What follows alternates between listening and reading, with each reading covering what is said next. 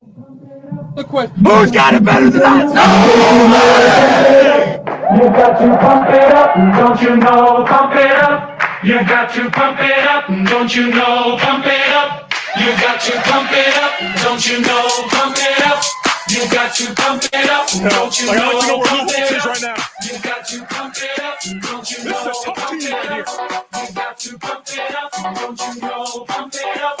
You got to pump it up, don't you know? Pump it up. All right, that's enough of that. Can't really pump it up today. It just has a different feeling when you lose. It's weird.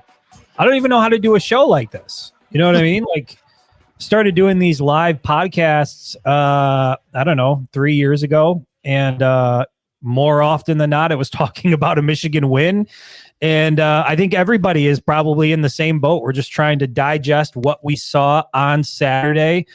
By the way, not just Michigan, right? We saw Notre Dame had some struggles. It was an interesting weekend in college football overall, but I think that let me just say this to start out, man. Saturday was insane going into the game. I know that you guys were walking around and you took in sort of the Fox Big Noon kickoff and you went over to Barstool, and I was in the stadium and in the tunnel and just trying to capture all the people coming in and out. It was just, well, I mean, before the game, what was your favorite part of Saturday with all the pregame festivities?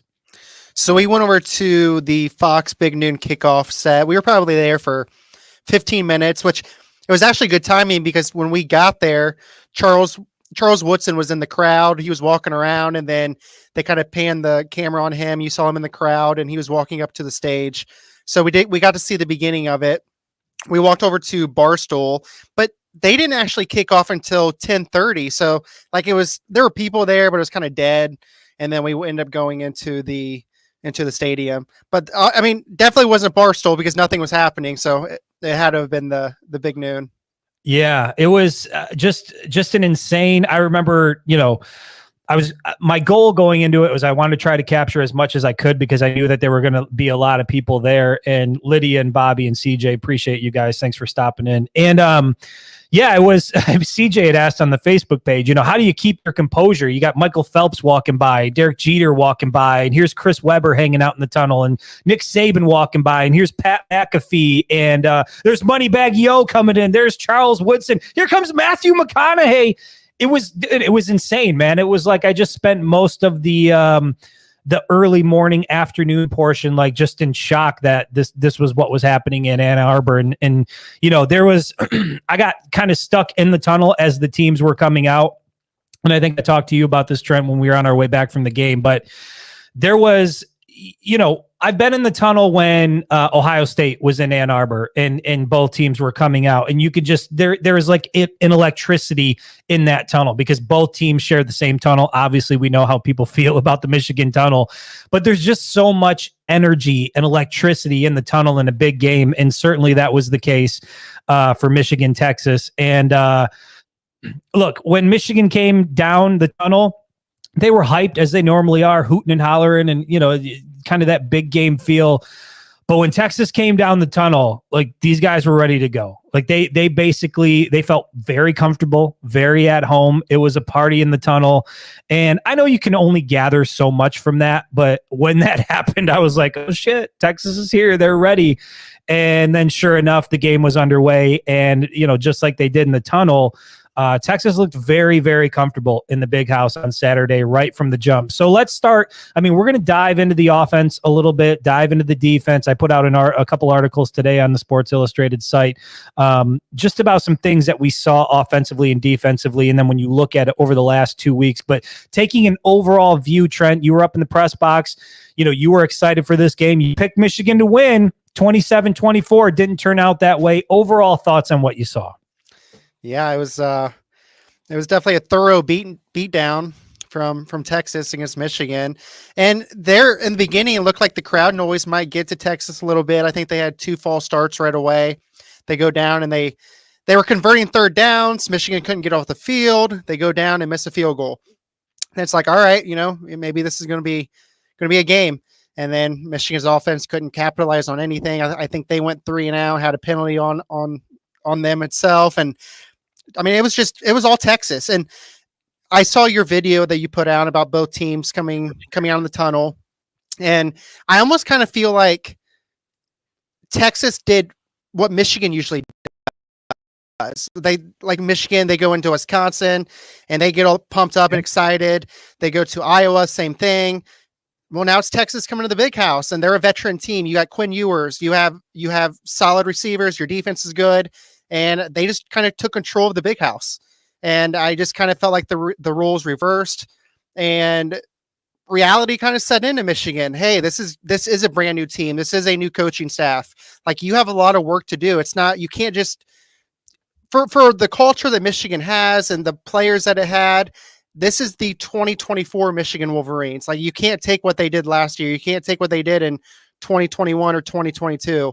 And I think it was a good reality check for the whole team. Yeah, I think that's a fair assessment. Reality check for the whole team and a reality check for the fan base. And I mean, for myself and for you, I think everybody is sort of going through this reality check and processing it, generally speaking, the same way. Yeah, this is not the 2023 team, and I think that we're all very aware of that now. And when I take an overall look at the game itself, an overview of it,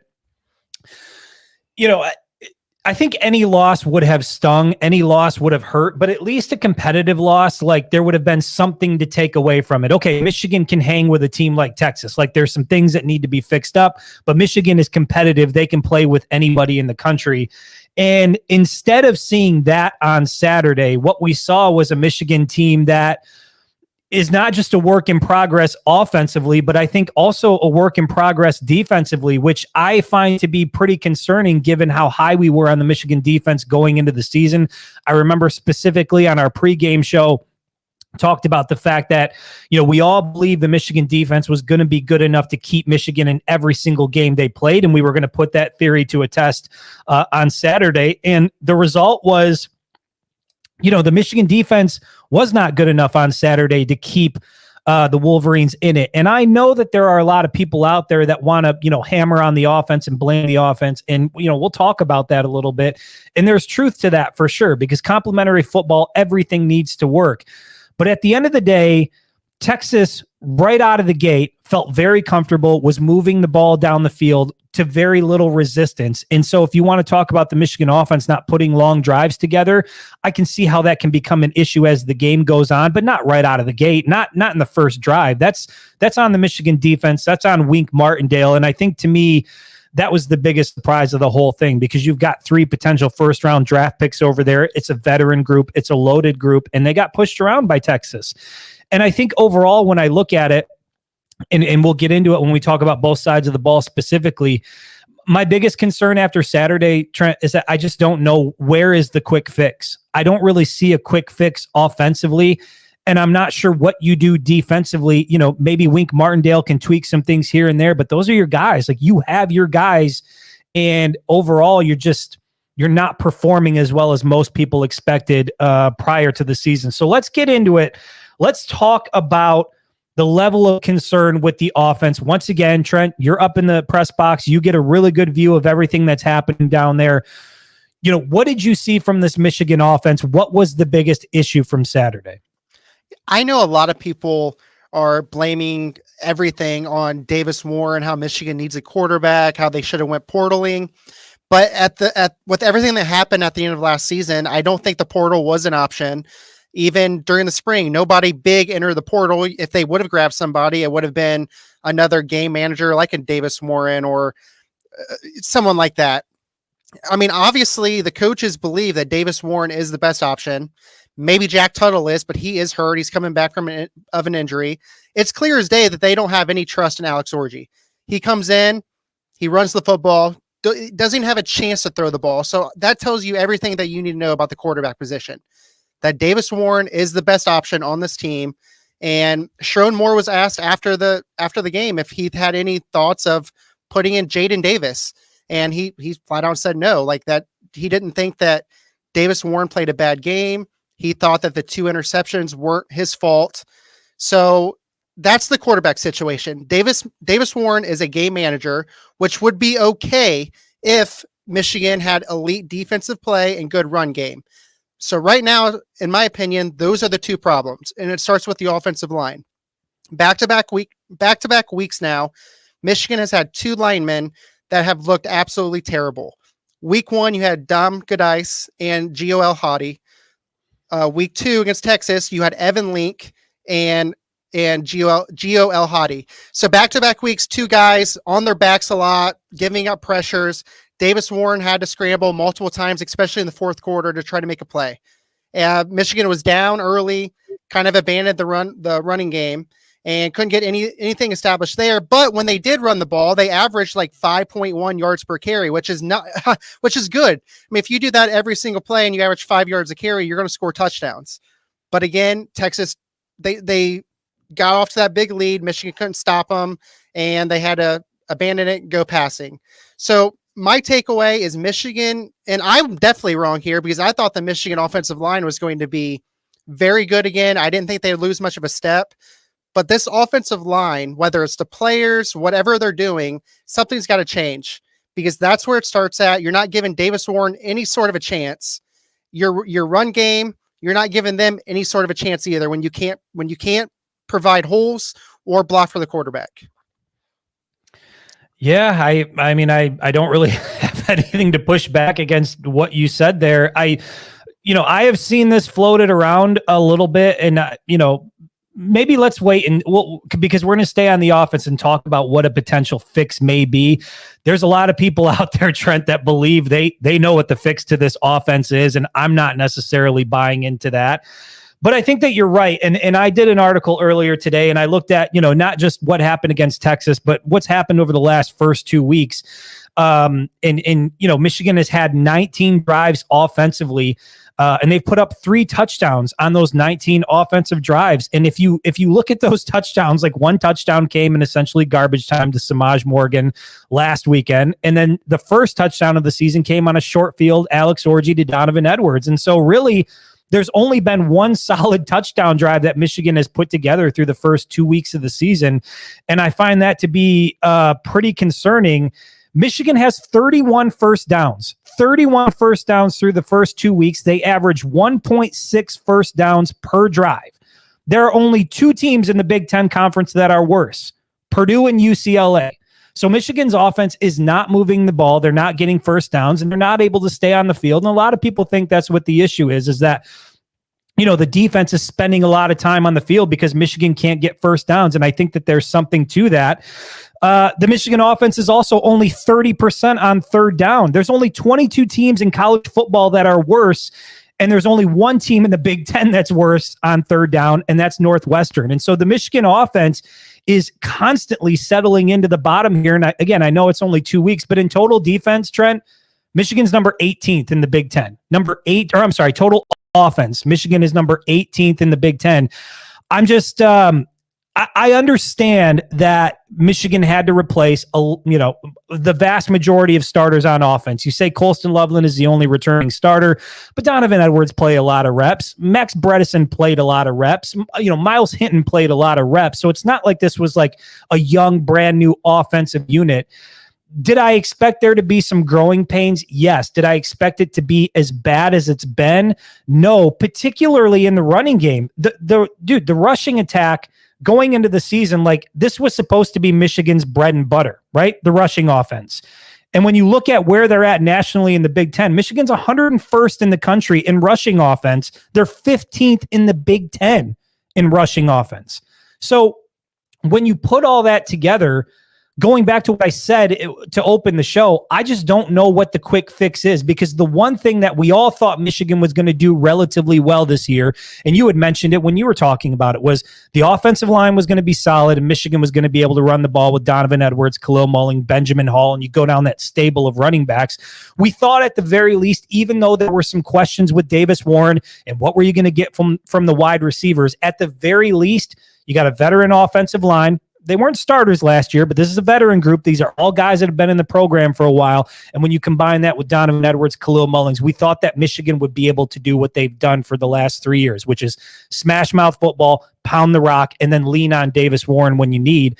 I think when you take that element away and you don't have an offense that can do that, now you have an issue. Now you've got some problems because you're having to lean on a former walk-on, Davis Warren, who we know is not J.J. McCarthy, to really try to become the type of playmaker that he just isn't, right? We've talked about Davis Warren being Cade McNamara, who, by the way, is in trouble out in Iowa. He just needed to be a game manager. That was what Davis Warren needed to be. But through the first 2 weeks of the season, I think, especially last weekend, Davis was asked to do more than you would typically want out of a guy like that.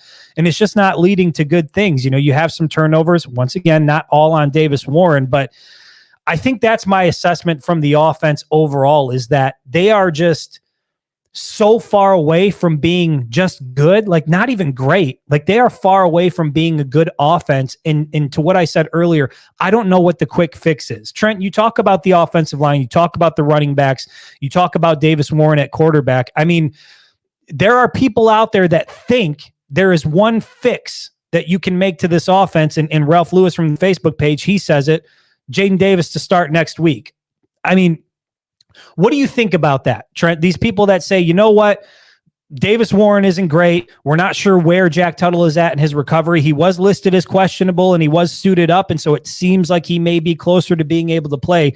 But at the end of the day, none of these guys are the future of the program. If the offense is going to struggle, you might as well do it with true freshman David or Jaden Davis behind center. What do you say to those people that are pushing for that? I mean, I get why they want to see the kid. He was a former 5-star recruit, turned 4-star at the end of the season last year. I mean, I do believe that he's the future of your program, but like the coaches, they see these guys play every day. I can tell you for certainty that Jaden Davis is the 4th-string quarterback on the roster. When they do their pregame walkthroughs, he runs with the 4s. He is the 4th-string quarterback. So if you think Michigan's going to elevate him to starter next week or in 3 weeks from now, there's a 0.1% chance that you're correct, because it's well, not you're giving it some chance then. Hey, there's always a chance for something.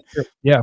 But I mean, it's just not going to happen. And when Jack Tuttle actually is healthy and is back into the mix, you're talking about Jaden Davis being behind 4 guys. He's now your 5th-string quarterback.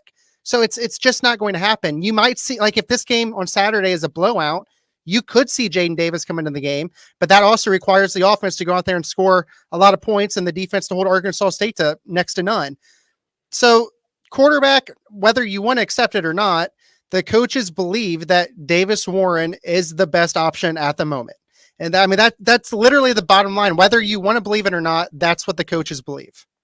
Well, and if you believe what Rico believes, he says whole damn quarterback room is booty cheeks. I don't, it's not elite. I can say that. And I'm with you, Trent. I agree. And that was sort of my response to people that were saying, well, if the offense is going to look bad, just put the kid out there. If he's the future, like, and I remember we talked about this in the car ride home, right? That there's this sense of like, if Michigan is going to struggle, like how better off will the offense be a year from now if Jaden Davis returns for year 2 with, essentially a full years of starting reps under his belt? Like, I get the line of thinking there. I don't think it's completely insane, but if there were other elements of the offense that was working, right? If the offensive line was doing what it needed to do and the rushing game was solid, and the only hang up with the offense was that, man, Davis Warren cannot hit his targets. They're getting open, they're getting separation, but he just can't get the ball there. Then yeah, I would think, whether it's Davis Warren or whether, I don't think Alex Horgy is even part of the equation anymore, to be honest. Wait for Jack Tuttle to be healthy, or you want to roll the dice with true freshman Jaden Davis. I would be more receptive to that. But the reality is there isn't really a single part of this offense that is working well. And so I just don't understand the rationale of, okay, well, if that's the case, let's just put a true freshman quarterback out there and see what he can do. Because what's ultimately going to happen is that if it isn't the quick turnaround that people think it's going to be, you're going to have an inexperienced young quarterback playing behind struggling pieces all around him. And that's going to set the tone for his career. That's a confidence killer. And you don't want to do that for a young guy with a lot of upside. You want to let him marinate, let him get his red shirt, let him get into the program and figure these things out around him before you throw him into the fire. And so there's a lot of people, some people in here are saying, Davis, Jaden Davis. But I think for the most part, people understand that would just be it would be an awful decision to make at this point. Once again, if there were other elements to the offense that were working well and quarterback was the only issue, then yes, I think you make a change. And if you want to go to the true freshman, I'm open and receptive to that. But you can't throw the kid out there. You can't look at Jaden Davis and be like, look, man, nothing is working out here. We can't block. We can't run. We can't pass. Go out there and give us the spark we need. Like that's cool in movies. And, you might be able to do it in college football 25 on the PlayStation. Like it's a good decision there. But in reality, in practicality, that is an awful decision. And I think that's why you're not going to see Sharon Moore do that. And I'm with you, Trent. I think that there is, you say 0.1, I'm going to say 0.0% chance we see Jaden Davis start a football game this year. But with that being said, I mean, let me ask you, like, what do you think you can do as an offense to change this, right? You've got Arkansas State coming to town next weekend, and we, a fairly high level of, for as bad as Michigan is offensively and defensively, Arkansas State is worse in every category. But what are some things that you think Michigan can do to get this thing turned around? Yeah, I mean, Davis Warren is who Davis Warren is. I mean, I still think that there's a chance that I think it's probable. Hold on, let me ask you that. I want you to elaborate on that for a second. Do you think Davis Warren is as bad as he's being painted out to be by a vast majority of this fan base? Do you think he's the issue? Well, I think the problem is fans are now used to seeing JJ McCarthy. I mean, you saw the kid take over games when he had to. He wasn't asked to very often, but he made the big plays when he had to. And I think if JJ is on the roster, the game Saturday looks different. I think JJ can put the team on his back, could escape the pocket, could make throws. That's not Davis Warren. He is if you look up a game manager, like that is Davis Warren. He's going to dump it 5 yards down the field most times, going to make safe passes. Yeah, he threw 2 interceptions, but they weren't necessarily his fault either. So that's what you're going to get out of him. I don't think that anything is going to change there. I don't think you're going to see him throw 15, 20 yards down the field over and over again. You might see one deep shot a game, and that's going to be about it. So for Michigan, that's what they're going to roll with. You've got to fix the offensive line. You've got to get that started. And I don't know if that's interchanging pieces. This past week, Evan Link, sophomore, played terrible, played absolutely horrible.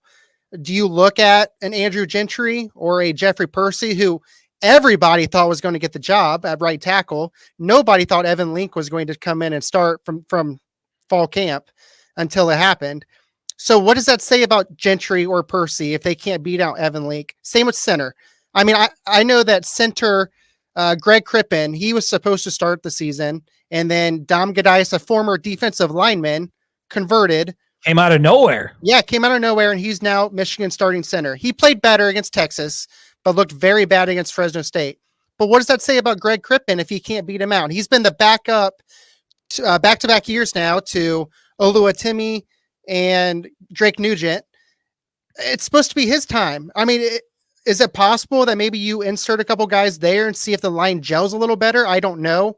But I think it definitely starts with the offensive line. I think if you get better O-line play, that then opens up the run game. Once that opens up, I think it'll be better for Davis Warren, Jack Tuttle, whoever is back there. But it starts in the trenches. Yeah, I agree with you. It starts in the trenches, but I just, this constant swapping and rotation thing, like I said it earlier, I just don't think there is a quick fix to it. And, if the running game was working the way that we thought it was going to work, and if the offensive line was as solid as we thought they were going to be, I think that the play from Davis Warren would be even better, probably similar to what we saw in week 1, where, yeah, he made some mistakes, but overall, that was the definition of a game manager type performance. And to your point, Tron, what you said earlier, I don't know if Michigan wins that game with JJ McCarthy. I don't know if they win it, but I think it looks different. It probably looks different because he is more of a gamer, right? But we even saw Davis Warren on that touchdown to Samaj Morgan, which, by the way, I'm not entirely sure that he was trying to throw it to Samaj Morgan. I think Tyler Morris was also somewhere down in the end zone, but we saw Davis Warren drop back in the pocket, facing pressure, scrambled out, rolled over to his right, threw the ball, hit Samaj Morgan for a touchdown. Like, that's a gamer type play, but you cannot rely on those types of plays from Davis Warren. Otherwise, you're going to see what you saw on Saturday. I just, from a personnel standpoint, I don't know that Michigan can make any tweaks here and there, or changes here or there that are going to make a big difference. I will say this. I'm at a point right now with Alex Orji, and I pretty much made it clear with how I felt about this guy. I felt like he had a little more of that gamer in him. I didn't think his arm was as bad as I guess maybe it is, because they won't let him throw the damn ball at all. Like, he is not a factor in the passing game at all. Kurt Campbell prior to the season said he is going to be involved. Number 10 is going to be involved in the game. I mean, I guess you could call this being somewhat involved, but the way that they're using Alex Orji, I almost think is to the detriment of the offense. You brought him in a couple times against Texas where it looked like Davis Warren was starting to get a little bit of a rhythm. You bring Alex Orji on third down, you don't convert. So you either got to punt or you got to kick a field goal. I do think, I don't know if that's a fix for this offense, but Trent, what do you think about, like, do you, and we're not coaches, right? We know that, just a couple of dinks on a podcast. But let me ask you, do you like the way they're utilizing Alex Orji? Do you think it's effective? Do you think that needs to change? And if so, how does it need to change? Hate it. Absolutely hate it. If you're not going to let the guy even attempt to throw, if he's actually that bad at throwing the football as a quarterback at Michigan, don't play him. Because it's just like several years ago when they used Jabril Peppers. You bring him in, you know exactly what Peppers is going to do when he's a Wildcat. He's running the ball. And where does he run the ball to? Straight up and down, north and south. He never tries to go east or west. They don't ever try to get Orji, anything special going on there either. I remember against Texas, I think it was 3rd and 3. They have Orji in with Dono. They motion Dono to the left side of the field. Well, what does that mean? Obviously, Orji's not throwing the football, so he's going to run it. You have 8 guys keying in the box, running straight at him. It's stuffed. And that's what it looks like. So if you're not going to allow Alex Orji to throw the football, don't play him. If he's actually that bad at throwing the ball, which I don't think he is, but if he is, don't play him. I agree. I 100% agree. And I think that, the belief that I had in Alex Orji prior to the season was, I kept saying, and even he said it, right? A true dual threat quarterback. Like, that was how I was viewing Alex Orji. He is not a dual threat in the way that they're using him. He is a single threat, which is he's going to come in and he's going to run the ball. And to your point, everybody's keying on him. They all know it's coming. Now, they switched it up against Fresno State and it worked for a touchdown. But the idea that Alex Orji, when he comes into the game, is not going to have the opportunity to put together maybe 4 or 5 plays in a row and be able to sling the ball a couple of times and get into a groove, I just don't see what the value is, because you maybe want to pick up a short yardage situation, but okay, why not use Khalil Mullings there then? Why not use Benjamin Hall? Why not keep Davis Warren on the field and keep some continuity with the offense? I just think if there was a better plan with Alex Orji, maybe it may be more effective. And certainly part of that plan would need to be throwing him the ball. But you're right, Trent. If he's so bad at throwing the ball that you're not going to allow him to do it, then just keep him on the sideline and let Khalil Mullings get those yards. Let Donovan Edwards try to get those yards. To me, it's just that whole splitting reps thing, it just doesn't seem to be working. And I think it's really taking some momentum out of the offense at certain times. Daniel from the Facebook page, and maybe this goes beyond what we're seeing just from Alex Orji, but he says game planning is garbage. Play calling is garbage. And they have a walk-on QB out there with 5 new offensive line starters trying to execute. Change needs to happen, hence being last in the Big Ten offensively. Outside of what you think specifically about the way they're utilizing Alex Orji, I mean, Kurt Campbell, new offensive coordinator. We know that Sharon Moore kind of got his hands in it a little bit as well. But what do you think about the way Michigan has tried to approach things offensively through the first 2 weeks? I remember before the season, we did a show and you asked me my confidence level in Kurt Campbell. And I think I came back with like a 3. I wasn't sure. I wanted to see it happen. I know he has some experience at a lower level. But this is why. Yeah, I think that it's very vanilla. I just don't think there's much anything special with it. And I get that you have a new starting quarterback, a former walk-on starting, you have a new offensive line, but then you're playing Texas. Like, you have to do some special things out there. And I thought in the beginning of the game we saw a few different wrinkles that we didn't see before. There was a flea flicker, if I recall correctly, that we obviously didn't see in week 1. But then Michigan they start losing the game, and it's just like they tighten up. And I don't know why that is, unless you just don't have any faith in your quarterback whatsoever. But he is your starting quarterback, so I think you should have a little bit of faith in what he can do if he's that much better than Alex Orji or Jaden Denegal or Jaden Davis. So I don't know, but I mean, obviously it falls on the coaches at the end of the day. Like, you got to put your players in a good spot. I don't know if it's Sherrod Moore's the head coach, but I mean, I think that Kirk Campbell probably has a healthy hand into what the Michigan offense does as the offensive coordinator. And I think that at the end of the day, you got to call a better game. I agree. I think that the offensive philosophy, as we've seen it through the first 2 weeks, I think that it can work if you've got a running game that is effective. If you've got an offensive line that's effective, then you can stick to the ground and pound, sort of hammer it away sort of thing. But it really seems to lack in the way of creativity. There is not a lot of explosiveness. There is not a lot of mystery in what Michigan is doing. And I'm just not so sure that they're utilizing the weapons that they have in the best way. We talk about Alex Orji. I don't understand the way that he's being used there. A guy like Samaj Morgan, hardly involved until you start forcing the issue to him. Tyler Morris has essentially been non-existent. You get CJ Charleston with a catch here and there. Amarian Walker, you don't even see him. Right. Which, by the way, look, this is a complete side note, but listen, when I was growing up, the number 1 jersey used to mean something at the University of Michigan as a wide receiver. It didn't. And this is no knock on Amarian Walker. Hell, he might be, one of the best options Michigan has, but you don't see him on the field. Why the hell is that guy wearing the number 1 jersey as a wide receiver in Ann Arbor if he's not even going to play? That's a side note. Maybe we'll talk about that on a different show, but there's just no creativity. There's no explosiveness. You watch this offense operate, and you keep just waiting to see something to give you some hope. And then, you're not converting on third downs. You're not running the ball effectively. Where was big game Don we expected to see at Texas? Not like he had a terrible game, but how many carries did he have? What was it like? Chris, he went 8 for 41 yards, 5.1 yards per carry. So Donovan Edwards carried the ball 8 times on Saturday. Khalil Mullings not much more, right? Or was Khalil Mullings even less? So Mullings had 6 carries for 25 yards. So there's your 2 feature backs. Donovan Edwards with 8 carries. Khalil Mullings with 6. I understand they got behind early and you had to try to pass the ball. And now you're playing out of character, right? And you're having to rely, which is a worst case scenario, Davis Warren in the passing game against Texas down 14. Like, that's not where you want to be. And so, yeah, look, for everybody out there that was saying, when I put out the article about the defense and they were like, well, the offense isn't doing X, Y, and Z, and you got to play complementary football. Yes, 100%. This Michigan offense is an issue. There's no question about it.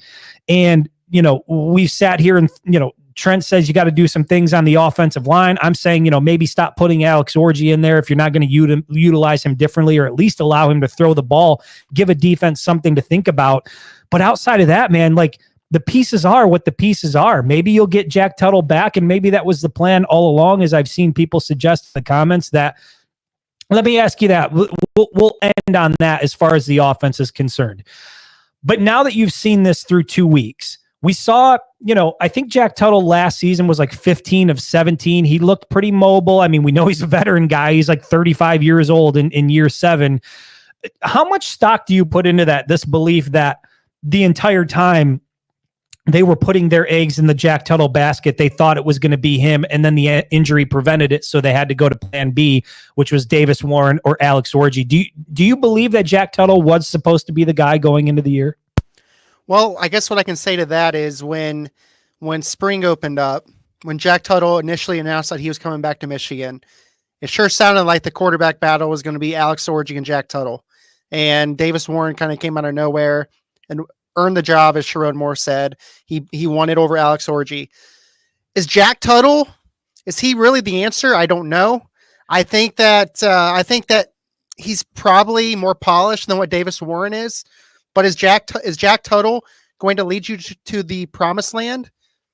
I don't think so. But I mean, maybe he is. I don't know. Maybe when he gets healthy, they give him an opportunity and he shines. I don't know. But with the way the offensive line looks, The defense right now isn't very good either. I don't know that you put Jack Tuttle into the starting lineup if that really elevates Michigan. I really don't. Obviously, he's got experience, though. But yeah. Well, Trent, I mean, so Alex Orji and Jack Tuttle, like we keep saying Alex Orji as if he was really a part of the battle. Like after 2 weeks, I don't know how that was the case. Like, do we really believe Alex Orji was in this thing? Because if he truly was, I don't understand the usage. If it really was neck and neck, or it was Alex Orji, Jack Tuttle before Jack Tuttle got hurt, and then it was Alex Orji, Davis Warren, it just, the way that they're using him to me does not suggest he was ever anywhere near close to winning the starting quarterback position at the University of Michigan. I know I said that on one of our previous shows after the Fresno State game, but I'm going to ask you again, like, do you think we were misled a little bit in terms of how close this battle was? Because don't you think if Alex Orji really was there and things aren't quite working, that maybe you try to sprinkle him in and let him sling the rock a little bit? Do you think there's something to that? I mean, I'll stand by what I said last time. I think that he looked fairly good in the spring game. I think that he can throw the football. I just think that for whatever reason, okay, let's put it this way. Either the spring game was a fluke and Alex Orji just had a really good game for him, or he must look very bad in practice. I'll kind of leave it at that, because I thought he looked fairly good. I thought that he moved the chains. He had command of the Michigan offense in the spring game. Obviously, though, if you let him throw the ball 2 times this season so far, and he's played, I don't know what it is now, 12 or 13 snaps, they don't have confidence in him. So based on that, I don't think he was probably in the race, but I don't know. Yeah, I mean, it's wild. And you know, we got a glimpse of it a bit, and you saw it with some, you know, JJ McCarthy to a certain extent last season, but you saw it with Quinn Ewers on Saturday. Like, when you have a quarterback, now I'm not comparing Alex Orji to Quinn Ewers in the way that Quinn Ewers can throw the ball, because there were some throws that Quinn Ewers was making where he would just flick his wrist and sort of like almost a no-look pass, and he was getting the ball wherever he wanted. His ball placement was phenomenal. But I was pleasantly surprised with how well he could maneuver through traffic, and the way he could step up in the pocket, and the way he could hurt a defense with his legs. And that was how I sort of anticipated Alex Orji's role would be in this offense. That, does he have the greatest arm in the world? I'm not saying he does, but when you've got a guy back there who's a true dual threat that can break loose and damage a defense with his legs, it gives you something to think about. And then maybe your wide receivers are able to get a little more separation, and maybe people are second guessing things on the defense because you got to worry about number 10 out there. Is he going to roll out and run it? Is he going to throw it? I just thought it would make the offense a little more dynamic, but obviously we're not going to see that. So there's no question about it, man. From the offensive line to the rushing attack to the passing attack, the wide receivers, really the only question mark I don't have on offense is Colston Loveland. And Colston Loveland had an unforced fumble on Saturday, which was extremely costly, right? Texas was able to convert that into points. And so I don't think that's an indictment on who Colston Loveland is. I think he was, you know, shit just happens, man. You're trying to make a play and, you know, you mishandle the ball. Not ideal, but outside of Colston Loveland, there are question marks everywhere on this Michigan offense. And for that reason, I just don't think that there's a quick fix. But let's flip now, Trent, as we're 38 minutes into the show. Let's go to the other side of the ball, because going into the season, we thought that this was a given. Michigan's defense, you know, they're going to be elite. You got Mason Graham, you got Kenneth Grant, you got the guys at edge, which I said we're going to, you know, combine for 3 sacks on Saturday. Not even close to 3 sacks on Saturday. We thought this defense was going to be good enough to keep Michigan in every single game, and that didn't happen on Saturday. Now, a lot of people are looking at the Michigan offense and blaming them, saying, like, look, if the offense can't stay on the field, the defense is going to get gassed, and that's why you saw some of the things you saw on Saturday. Trent, give me your thoughts on the Michigan defense. What did you see from up in the press box on Saturday? Yeah, once again, I think it. So 2 big takeaways from the game. One, let's stick with the trenches. Michigan got absolutely manhandled in the trenches, which was very shocking. I know Texas they probably have a top 3, 4, 5 offensive line in the country. Like, they have some good players there, especially in pass protection. But Michigan is supposed to have Mason Graham and Kenneth Grant, 2 of the top tackles, if not the 1 and 2, in the entire country. And they got absolutely whacked. And it's for the second game in a row. I thought Mason Graham and Kenneth Grant were very underwhelming. Week 1, I thought Josiah Stewart and Derek Moore were fantastic. I don't think were the big problem on Saturday. I mean, there was a lot of times where they got some pressure on the outside. Ewers moved up in the pocket and had a gaping hole to run through to create a pass. So I think it starts there. I think somehow, whether it's something that Wink needs to do, but these guys have to play better, especially when you're going against these top quarterbacks, top teams. You're going to have Miller Moss in 2 weeks. You've got to get pressure on him. When Wink did blitz, they couldn't connect and get home on Ewers. And for the second week in a row, Jair Hill got picked on. I thought there was probably 4 or 5 times that he got beat, and there was a guy wide open. So I was talking to my dad after the game, and I think that one player that Michigan fans aren't remembering as well as what probably they should is Josh Wallace. I mean, you put him on the other side of Will Johnson last season, and he was really good. He came from UMass, not a big name, but he played really good football in Michigan. He's gone, and now that other side of the field is getting picked on left and right. I feel like Zeke Berry is doing an okay job at nickel. I don't think the linebackers are too much of a problem. I'm still high on Jayshon Barham, and I think Ernest Hausman is a good linebacker. I know both of those two can play better as well, but that's not my concern. My concern is the defensive line, mainly the interior, and then cornerback too. It's wild that you have concerns about the interior defensive line at Michigan when you got Mason Graham and Kenneth Grant in there. I mean, I want to go back to what I said before. There are people that believe, let me ask you, Trent, how much of it, because I don't know that you touched on it in your response there, but how much of, I guess, the poor performance from the defense on Saturday do you attribute to the offense just basically not being able to stay on the field, not being able to sustain drives, not being able to convert on third down, turning the ball over multiple times?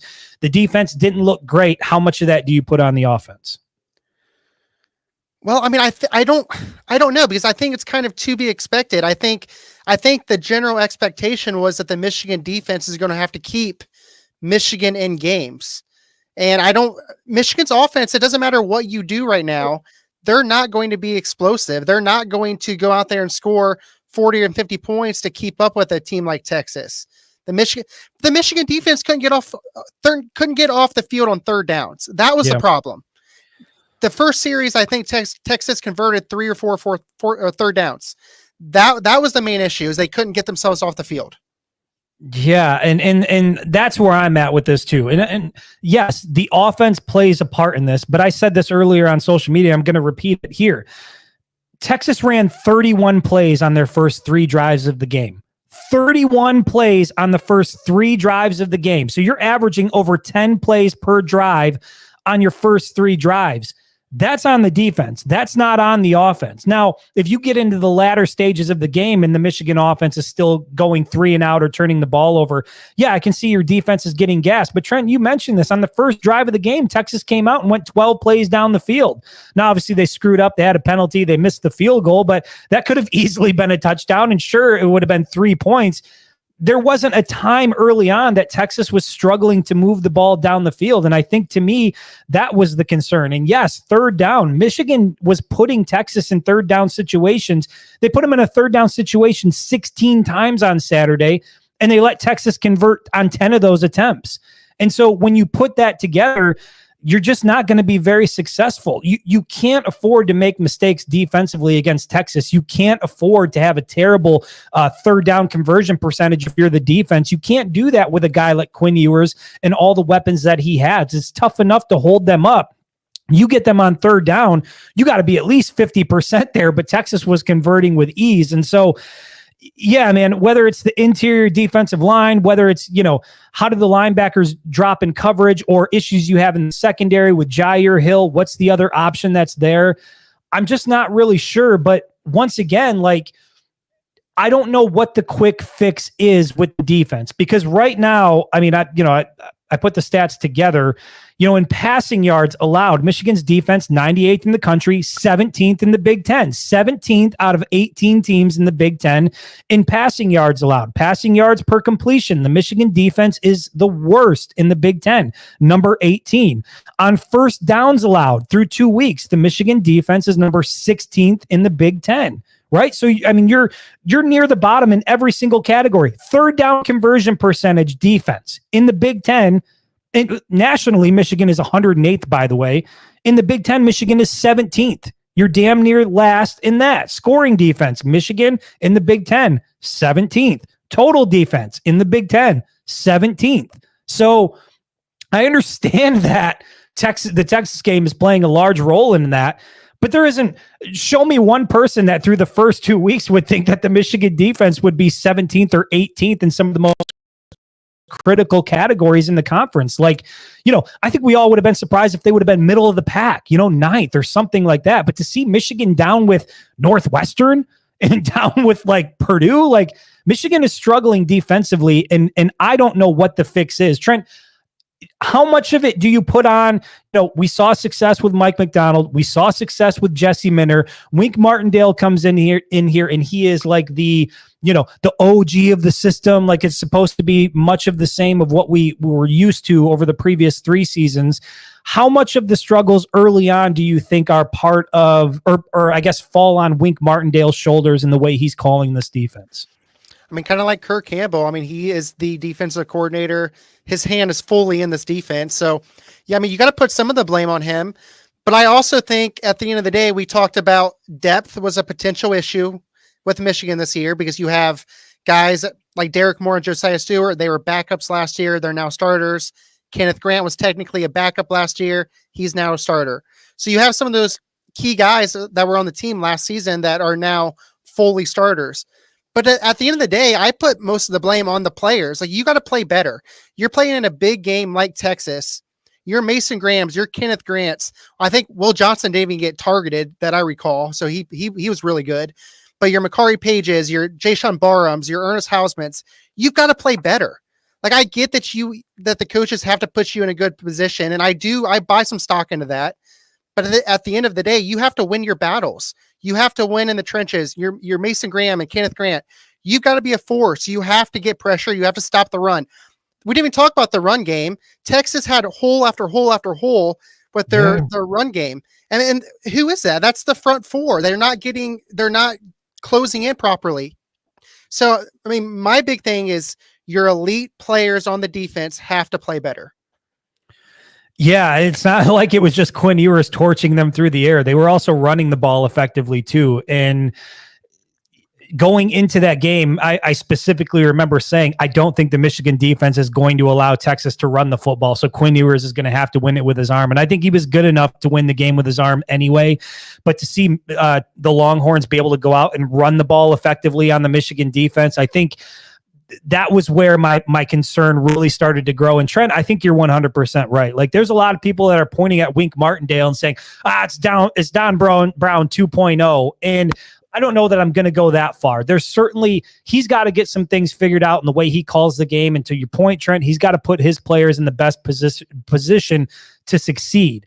But there are veteran guys on this defense. Hell, there are 3 guys who are projected to be first-round picks. Kenneth Grant was in that. We saw that he was projected to be a first-round pick during the offseason. I'm not so sure that that's still the case now. But you look at a guy like Mason Graham and Will Johnson, and those guys are largely viewed as first-round picks. And then you've got Makari Page. You've got the linebacker duo. You've got the edge rusher duo with Josiah Stewart and Derek Moore. Like, this is a solid defensive unit. This is from a personnel standpoint, if not the best. You remember during the offseason when it was like PFF was putting out their rankings and they put like the Ohio State defensive line over the Michigan defensive line, and people were like scoffing at the idea, like, how could you do that? This is Michigan, Mason Graham and Kenneth Grant. Well, we're 2 weeks into the season, and these guys are ranked near the bottom of the conference. So it's like they're not even in that discussion. Now, I get it. Ohio State has played Western Michigan, and they played Akron. And so I understand it's not an apples-to-apples comparison, but we're not really trying to stack Michigan up against an Akron or a Western Michigan. You have Texas come into your building, and the expectation is, even with the question marks offensively, defensively, you're going to handle your business and do what you need to do. And in spite of all the issues offensively, the reality is the Michigan defense didn't take care of business. And so is some of that on the offense? Absolutely. But the defense has to own its part in it. You can't just look at the offense and say, well, it's all your fault that we couldn't stop the run. It's all your fault that Quinn Ewers did what he wanted to do through the air. Because like I said, first 3 drives of the game, you let them run 31 plays. That is not a recipe for success. And this game was over at halftime. I mean, everybody knew it. 24-3. I do want to ask you about this because somebody asked me about it and I saw it pop up in the comments here. Michigan did hold Texas to just a touchdown in the second half, if I remember correctly. How much of that do you put on meaningful adjustments that they made defensively versus Texas just kind of knew the game was over and you sort of went from like boiling on the burner to like, now we're just going to turn it down and simmer because we know we're in control. So how much of that do you think was adjustments by Wink Martindale in this defense versus how much of it was just Texas letting up off the gas a little bit? Yeah, I mean, obviously Michigan made adjustments, but I think if Texas wanted to keep scoring, that it would have. Obviously, you don't want to just stop scoring. Like, you're going to try to run your offense. You're going to try to put points up, but I don't think Texas was showing everything that they could have shown, or I don't think they were going all out in that second half. I mean, just even defensively, I mean, Davis Warren really got going in the fourth quarter. He was completing ball after ball, but Texas was playing very, very weak coverage. They were allowing Davis Warren to throw the football and gain yards. They weren't doing what they were doing in the first half against Michigan's offense. So yeah, I'm not exactly buying that. All right, we're gonna try, CJ. CJ from the Facebook page says, "You two better end the show with something positive. Thieves of joy so early in the day, just like the team on Saturday." You know what? I didn't even include this in the show, but I'm gonna ask Trent just on the fly. Here's how we'll incorporate CJ's request into the next question as we're about to end the show here, 51 minutes into it. Okay, so we know that things didn't look good against Texas. And we know, at least, I don't know that there's any quick fix offensively or defensively. To me, this is just a thing where reps are the only thing that are going to fix it. Like, you're just going to have to find your groove, but the guys are who the guys are. And that's what's going to happen. You're not going to see, oh, we're throwing Davis Warren out, we're bringing in Jaden Davis, brand new offense. There's a spark. Like, it's just, that's not going to happen. So when you look ahead to Arkansas State, Michigan is going to win that football game. But there are things that I think, is there anything you're going to see on Saturday that is going to make you feel good about it? Or is this really now just about USC? Like, what can you see on Saturday against Arkansas State that is going to give you a little more confidence in this team than what you have now? Both sides of the trenches. I want to see the offensive line look good. Because they didn't look good against Fresno State. And I realize Fresno State is a much better team than Arkansas State. But if you can't bully an Arkansas State team, what does that mean about USC and Washington and so on and so forth? So offensively, I want to see the offensive line gel. I want them to open up holes in the run game and protect Davis Warren. Defensively, same thing. I want to see Kenneth Grant and Mason Graham really step up their game and get pressure after pressure, run stop after run stop. And I think if I see that, I think a lot of people would probably feel slightly better going into that USC game, because Michigan football, it starts in the trenches and ends in the trenches. Yeah. And speaking of the trenches, I mean, for me, it's, a return to the bread and butter and doing it well. I would like to see Donovan Edwards have an effective, complete game. I would like to see Khalil Mullings have a complete, effective game. I would like to see Alex Orji either used differently or not used at all. I mean, that's pretty much where I'm at with Alex Orji. If you're not going to do more with him than what you've done, then just don't put him out there. And then on the defensive side of the ball, you need to make a statement against an Arkansas State team. Like, you got to keep those guys out of the end zone. You need to assert your dominance. Like, this is now all about, we need to get into a rhythm before USC comes to Ann Arbor. And it wasn't all that long ago, Trent, if you remember, that people were looking at sort of a certain group of games on Michigan's 2024 schedule, and they were looking at USC and being like, up, that's a win. Up Washington on the road, up, that's a win. It was really about Texas, Ohio State, and Oregon, which, by the way, for people who are like, sky is falling in Ann Arbor, I know Oregon is 2-0 right now, but they have not looked very impressive against who was it? Idaho and then Boise State. I mean, in Idaho, I think they had a 10-point win. Boise State, it was a 7-point win, and that was a close game throughout the whole throughout 4 quarters. So I don't know. Is Oregon everything we thought they were going to be? Ohio State looks pretty good, but they've only played Akron and Western And Michigan. they struggled against Bowling Green at home after coming off the win against West Virginia. Right. So it just goes to show you that anybody who thought that this USC game was going to be a cakewalk, like it's not. And there are, including the Texas game, there are 5 legitimate losable games on this schedule. And if Michigan doesn't fix some things, it seems like we're leaning more towards 5 losses than Trent. I mean, you were 10-2 at the beginning of the season. Let's end it there. Before we went into this year, we gave our season predictions. I was 9-3. You were 10-2. You were picking Michigan to beat Texas. You had the losses to Oregon and Ohio State. Where are you sitting right now on 10-2 based on what you've seen through 2 weeks? Well, I'm not going to fully put this on. I'm not going to fully put this on 2 weeks of football because I think Michigan's going to get better. As much as we're ripping the Michigan defense, I think the Michigan defense is going to end up being good. And I think by the end of the season, they're still going to be one of the better defenses in college football. Offensively, I don't know. I don't know what we're going to see. I don't know if we're going to see that much improvement from the offense. I really think the Michigan offense is the Michigan offense. I think that the run game will probably get a little bit better. But I think the Michigan defense will still keep them in a lot of football games. I can't, based off what I've seen, I can't pick them beating Oregon, while I think it might be possible now after what we've seen. Yeah. I'm definitely not picking Michigan to beat Ohio State. So I was at 10-2. I'm actually going to drop down to 9-3. So I'm just going to drop one game down. They lost to Texas that I had predicted a win. So we'll go with 9-3.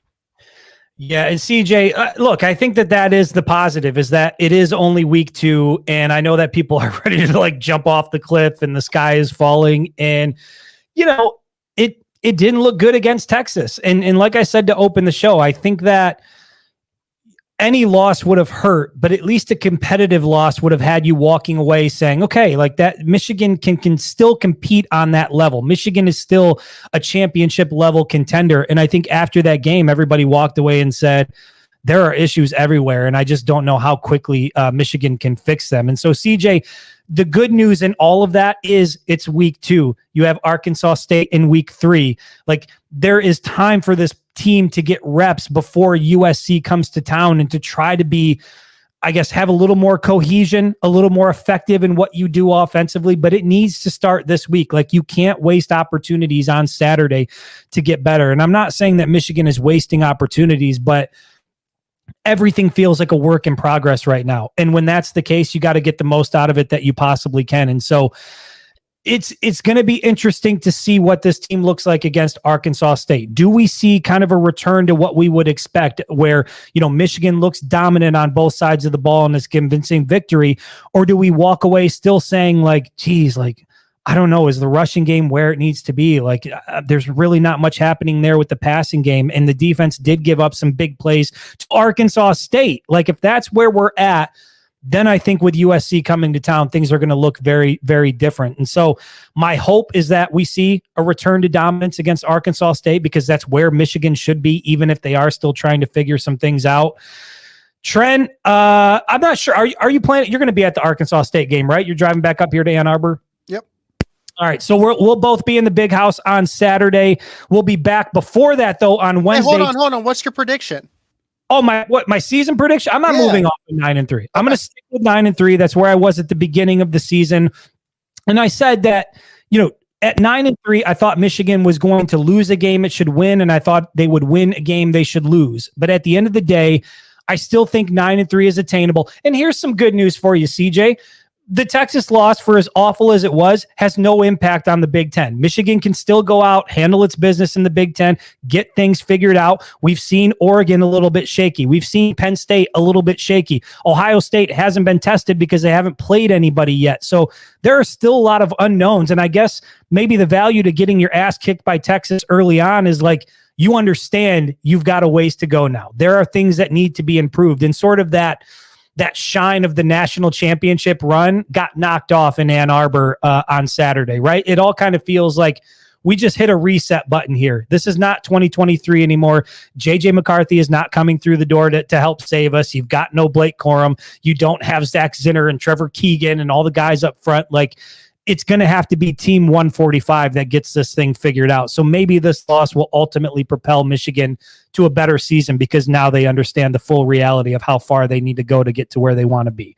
Trent, we will be back on Wednesday for Fan-Led Wednesday. You know, you guys have issues, concerns, things you want to sound off on. No concerns at all. No concerns at all. Show up on Wednesday. We'll talk about it. You bring the questions and the topics. We'll do our best to answer it. Trent, appreciate you. Appreciate everybody in the comments. We'll see you on Wednesday. And she's calling a cab while he's having